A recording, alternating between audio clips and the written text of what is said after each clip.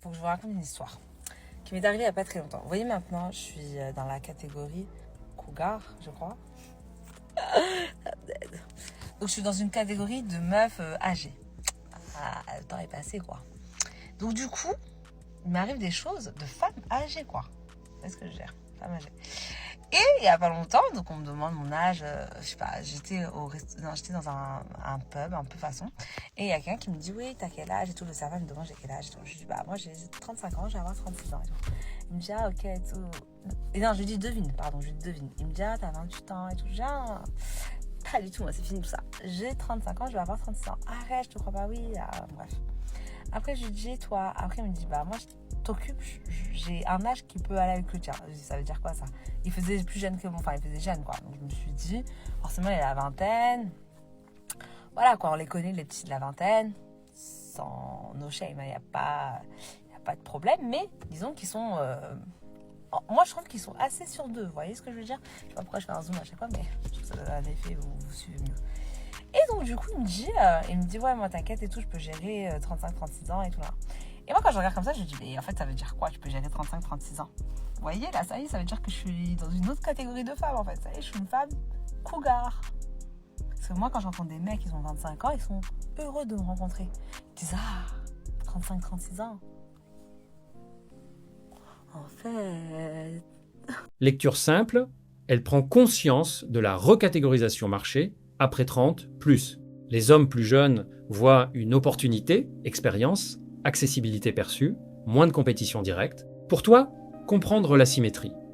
La valeur perçue féminine devient plus segmentée avec l'âge, alors que la demande masculine reste large, mais avec intention variée, court terme, majoritaire. Règle, clarifie vite le cadre.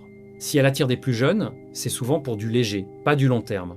Ne confonds pas intérêt opportuniste et projection réelle. Enfin, calibration, adapte ton positionnement à sa phase, sécurité vs fun, sinon mismatch. Voilà, m'expliquer un petit truc, d'accord? Pourquoi est-ce que quand je passe 1h45, d'accord, à me préparer, à me faire tout ça, carrément je m'épile bien la foufoune, il y a même pas un poil de travers, je vous garantis, tu peux zoomer au microscope, tu auras plus de chances de trouver mon père disparu à la naissance qu'un seul petit poil. Le journal de Kira Manchou, moi, tu connais la chanson. Et quand j'arrive vraiment déshabillée avec un t-shirt long, d'accord, la tronche enfarinée, vraiment un chignon tapeur, vraiment tu me prends par le chignon, non, pas comme ça, enfin si comme ça c'était la nuit d'avant, mais genre en mode buzzer dans le truc, tu vois. Genre il me trouve plus sexy avec un pyjama, un t-shirt long et un putain de chignon que avec une robe et du maquillage. Mon loulou, tu m'expliques c'est quoi cette logique d'homme en fait? C'est trop ça, c'est quoi ça? Autant sortir comme ça tout le temps alors, pourquoi faire? Elle découvre que l'attraction masculine est plus visuelle, divisée par instantané, que production esthétique. Trop d'efforts égale signal de performance, pas forcément de désir. Beaucoup d'hommes préfèrent le naturel, car il suggère accessibilité, authenticité, intimité.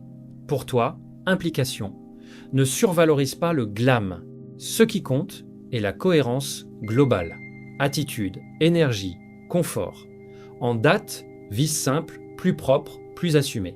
Sur le plan stratégique, laisse-la investir dans son image si elle veut, mais toi, reste stable. Tu valides sans surréagir. L'excès d'effort ne doit jamais devenir une dette implicite à compenser. Je ne sais pas s'il y a des gens comme moi qui ont atteint mon niveau de célibat.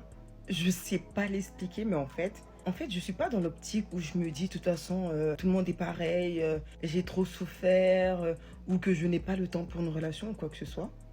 J'ai le temps, mais en fait, j'ai la flemme. Non, je vous explique. J'ai vraiment la flemme d'être en couple. J'ai la flemme de m'intéresser à quelqu'un. Genre, j'ai vraiment la flemme, tu vois, ça m'intéresse pas, je m'en fous. Je m'en fous de ce que kiffer, en fait. Ça veut dire, j'ai pas envie de faire semblant de m'intéresser. J'ai la flemme. Voilà. J'ai la flemme de me préparer pour aller en date. J'ai la flemme de partager mon lit. Le fait d'être dans mon lit, genre seule, je fais ce que je veux, je dors quand je veux, je regarde la série que je veux, je me réveille à l'heure que je veux. Tu vois, tout ça là, c'est des choses, j'ai plus envie de négocier dessus, genre. Alors je mets ça comme film, ça te va? Non, j'ai envie de regarder ça, je regarde. Tu vois? Ou même la nourriture. Je cuisine ça, ça te va? Non. Si je veux, je mange. Si je veux, je mange pas. Je mange ce que je veux. Je vous jure, c'est pas pour faire la meuf. Mais j'ai tellement la flemme d'être en couple.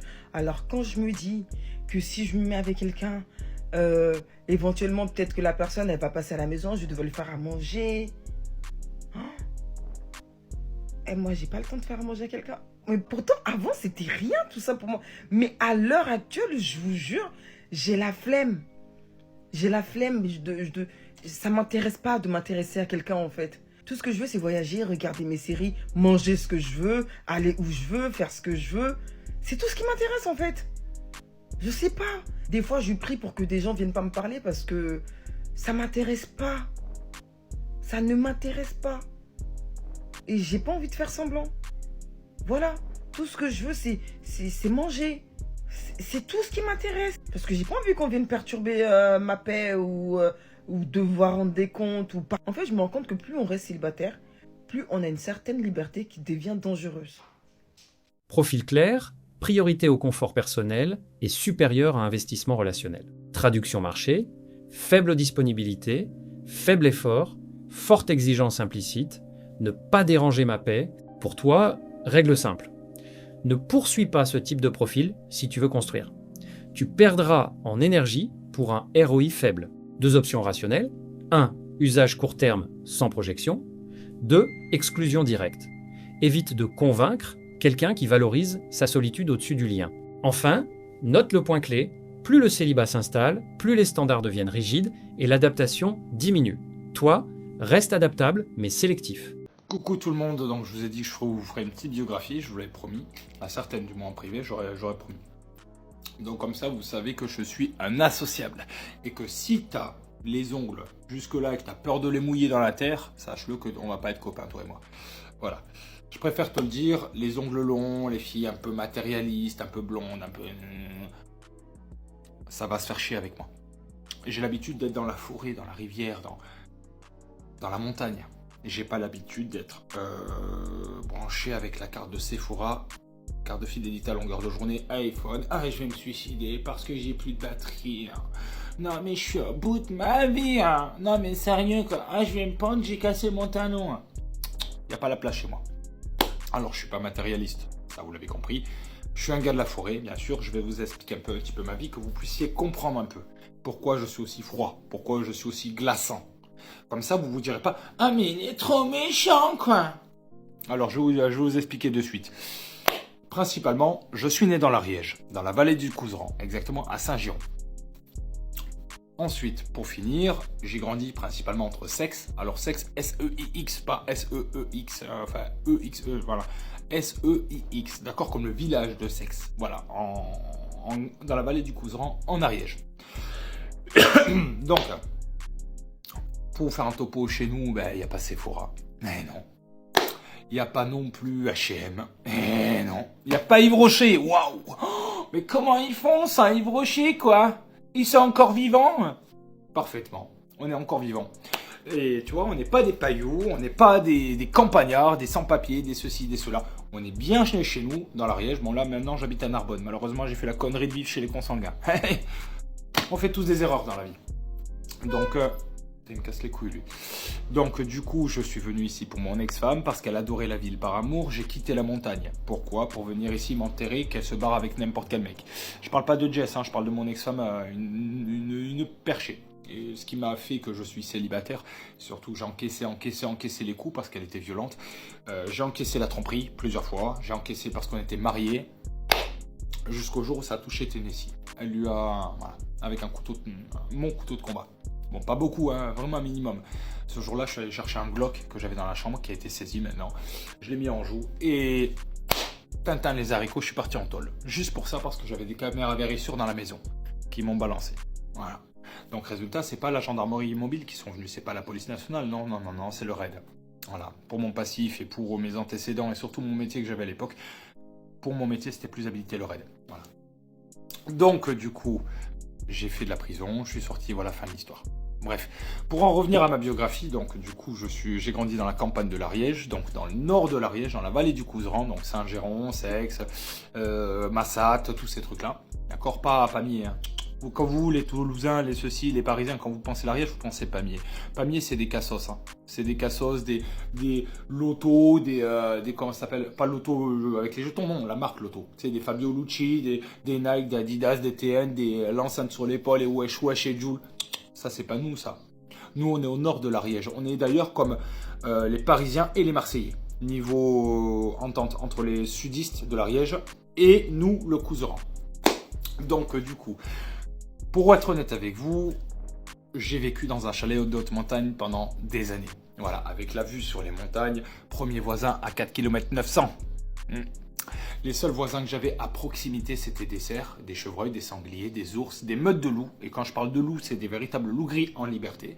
Parce que l'Ariège protège chez loups, c'est une valeur de chez nous. Le loup est un symbole mythique, ainsi que l'ours, le cerf, le chevreuil, le sanglier, c'est des symboles de l'Ariège. Voilà. Donc, pour être honnête avec vous, par exemple, en plus de mon métier, dont je tairai le nom pour l'instant, même s'il y en a beaucoup qui ont compris, qui ont vu ma dégaine, qui ont vu ma façon de parler, ils ont compris, je vais être honnête avec vous, j'avais un deuxième métier, j'étais en micro-entreprise en tant que trappeur. Bon, qu'est-ce que c'est qu'un trappeur? Un trappeur, c'est quelqu'un qui va récupérer la peau des animaux pour en faire des objets. Donc ça peut être des sacs à main, ça peut être des bottes, ça peut être des décorations de couverts, donc prendre des pieds de biche, pas des pieds de biche en métal, hein, je parle des pieds de biche, les vrais pieds de biche, des pieds de lièvre, des pattes de lièvre, pardon, des pattes de cerf, de chevreuil, de sanglier, et les mettre sur des couverts, avec un traitement pour l'ustensile, tout ça, enfin la cire et compagnie, le lustrage du sabot, tout ça. On fait aussi également des trophées, donc des trophées avec des bois de cerf. On tannait la peau, on la fumait la peau sous un tipier avec une hotte de fumage, donc pour teinter la peau, voilà, et avec une évacuation sur le toit pour pas que ça embaume toute la pièce. Voilà. Par exemple, ce que je mangeais, j'avais mes fruits et légumes dans mon jardin, sur mes arbres, dans la terre, mes pommes de terre, toi c'était du bio. Il n'y avait pas les saloperies de Intermarché. D'ailleurs, Intermarché, je ne l'ai pas vu pendant ces années-là. Je ne sais même pas s'il y en avait un dans l'Ariège, pour vous dire. Et donc, par conséquent, la viande, elle me dit, mais tu manges bien de la viande, t'es pas vegan. Ah non, je suis pas vegan, non. J'emmerde les véganes. J'aime trop la viande. Voilà, ça vient du cœur, excusez-moi, fallait que ça sorte. Donc, pour être honnête avec vous, la viande, j'allais la chasser dans le bois. Voilà, dans le bois, dans les montagnes, avec mon fusil, ou alors mon couteau Rambo, voilà, tout simplement. Et oui, on peut chasser avec un couteau, faut juste savoir s'y prendre. Faut pas être juste parisien, ou toulousain de Capitole, ou je sais pas, paméen, ça, non. Non, en période de chasse, ils vont, le portable, Joule va sonner dans la poche à fond, ça va faire fuir les bêtes, laisse tomber. Donc, pour vous faire un topo.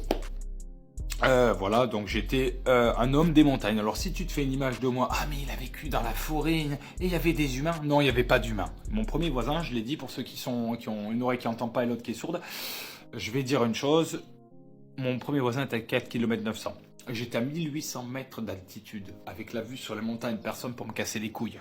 Voilà, au moins c'est clair. Comme ça, vous comprenez mon tempérament. Et vous savez que nous, les gens de la campagne, et donc surtout les gens des montagnes, on n'a pas notre langue dans notre poche. Si j'ai envie de te dire merde, je te dirai merde. Ça te plaît? Ah, ça plaît pas? Qu'est-ce que je m'en fous? Rien à foutre. Ça va pas m'empêcher de dormir bien. Et donc, pour dire, mais attends, t'avais l'électricité dans ta maison? J'avais l'électricité, oui. J'avais même une gazinière. Alors je te garantis, c'était pas la gazinière moderne, là, les plaques que j'ai là, à la con, hein, d'appartement de citadin. C'était la gazinière avec des flammes. Tu sais, la gazinière à gaz. Tu vois, je montais les bouteilles de gaz dans mon 4x4. Et oui, parce que si t'as qu'une petite bagnole, excuse-moi, tu peux pas faire grand-chose là-bas. C'est pas avec une Toyota Yaris que tu vas monter chez moi. Alors c'est sûr, tu vas monter la route. Mais à l'arrivée de mon chemin, t'avais des arbres tout le long avec le précipice en dessous. Voilà, tout simplement. Et donc, tu peux passer avec une Toyota Yaris. Par contre, il y a des racines qui sortent du sol. Donc, tout le dessous de ta bagnole va être arraché. Voilà pourquoi il faut un véhicule rehaussé et donc un 4x4 pour être opérationnel et monter dans les montagnes, chasser ceci, cela. On va me dire, mais attends, dans ton 4x4, quand même, tu mettais les corps d'animaux? Ah non, je te rassure, non. Quand même pas, faut pas exagérer. On est des porcs, mais pas à ce point-là. Enfin, du moins, on est des porcs face aux Parisiens. Parce qu'apparemment, on est des sans diplôme, on connaît rien, on est des pailloux de la campagne. Eh ben, tu sais quoi? Au moins, on connaît notre Ariège. C'est déjà ça. Donc, du coup, j'avais un quad, 6 roues, de la marque Yamaha, avec une benne à l'arrière. Quand je tue un animal, je laissais sur place, j'allais chercher le quad, je revenais avec le quad et hop, je le mettais dans la benne. Et hop, retour à la maison pour le dépeçage et pour récupérer la viande, les bois, les ceci, les cela. Voilà. Et il y avait Tennessee, donc, j'avais ma chienne, Tennessee, et j'avais un magnifique loup gris. voilà, que j'ai récupéré quand j'étais tout petit, enfin quand j'étais tout petit, que je raconte. Quand il était tout petit, lui, par contre, il était en bas, dans la vallée, enfin en bas de ma maison, dans la côte, et je vois, j'ai dit, qu'est-ce que c'est que ce truc? Qu'est-ce qu'il fout là? Et j'attends 1 heure, 2 heures, je vois qu'il rôde encore tout seul. Alors je dis, attends, je vais pas le laisser crever en plus, là, la nuit va tomber, il va se faire bouffer le bestiau. Donc j'y suis allé, j'ai fait un tour de périmètre avec le fusil à la main, le casque et compagnie, parce que j'avais un métier assez spécial. Donc j'avais tout l'équipement en plus à la maison que j'avais récupéré au cas où je fasse des airsoft et des trucs comme ça. Et donc du coup, je suis allé au contact, et j'ai vu qu'il était peureux, mais j'ai réussi à attraper, je l'ai senti, il sentait le Coco Chanel. Alors mesdames parfumées de Coco Chanel qui puent le Sephora et compagnie quand vous venez dans les montagnes, ne caressez pas s'il vous plaît les louveteaux. Pourquoi? Parce que leur mère va le renifler, hein, tu vois, comme ça, et puis elle va l'abandonner parce que c'est pas son odeur. Voilà. Donc je l'ai allaité, je l'ai fait grandir, et arrivé à Narbonne, alors j'avais déjà cet appartement de vacances, mais arrivé à Narbonne, j'ai eu la magnifique idée de ramener mon loup. Donc les gendarmes sont venus en bombe et ils me l'ont pris. Voilà. Alors que les gendarmes de l'Ariège savent que les loups, chez nous, il faut les respecter. Voilà. Voilà, donc tu connais un peu plus de ma vie, et maintenant je pense que tu vas réviser à deux fois ton choix. Hein, parce que je t'avoue une chose, cocotte, hein, c'est que clairement, je ne serai jamais chez Sephora à longue durée. Je compte pas me parfumer à la Coco Chanel et compagnie. Donc si tu as décidé de faire ta vie avec quelqu'un qui est accro au Coco Chanel, oh, ah, je vais me suicider, hein, c'est la fin du monde, et qu'il te chouchoute quand tu as de la terre dans les ongles, excuse-moi, hein, moi je suis rustre. Hein, tu vois une table de campagne, rustre, eh ben c'est moi. Voilà. Dur comme la pierre. Donc je suis désolé les filles, celles qui pensent que je suis un miné matérialiste, vous mettez le doigt dans l'œil jusqu'au cul, vous faites l'avion. Voilà, bisous. Profil atypique, l'homme de terrain, rustique, avec un passif lourd, prison, violence conjugale subie, métier à risque. Son analyse montre une rupture totale avec les codes urbains et modernes de séduction. Pour toi, 2 leçons. L'authenticité radicale filtre naturellement. En affichant son mode de vie, chasse, montagne, refus du superficiel, il attire uniquement celles capables de supporter cette rudesse. 2. Le danger de la sauveuse. Beaucoup de femmes sont attirées par ce côté homme sauvage ou écorché, mais la réalité du quotidien, isolement, rigidité, crée souvent un clash brutal. Si tu as un profil marqué, ne le lisse pas pour plaire, mais assume les responsabilités qui vont avec. Son détachement est sa force. Il ne cherche pas à plaire. Il expose ce qu'il est. Donc là, Weshden, elle a un mec, il est au Heps, il lui a offert un Porsche. Je répète. Weshden, elle a un gadget, il est au Heps, il lui a offert un Porsche.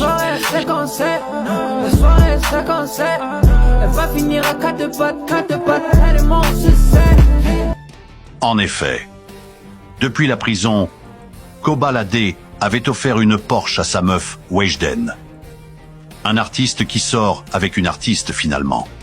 Car Weshden est chanteuse, donc leur train de vie match.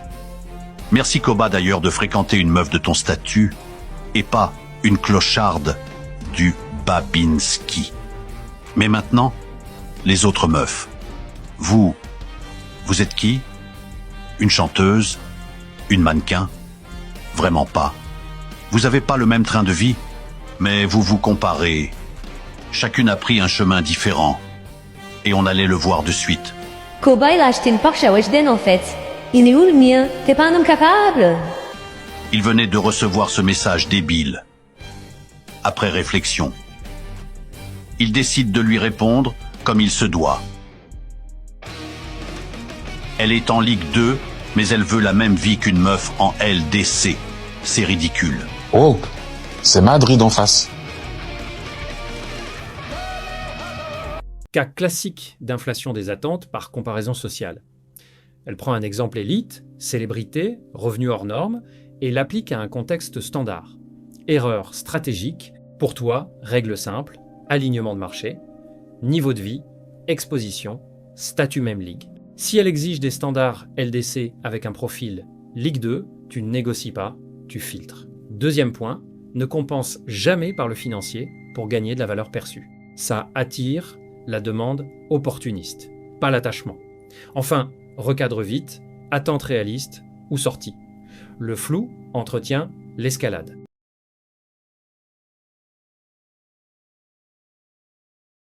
Si cette analyse t'a parlé, alors ne bouge pas. La vidéo qui s'affiche à l'écran en ce moment va sûrement te plaire. Clique dessus maintenant pour ne pas rater la suite. Reste lucide, on se retrouve de l'autre côté.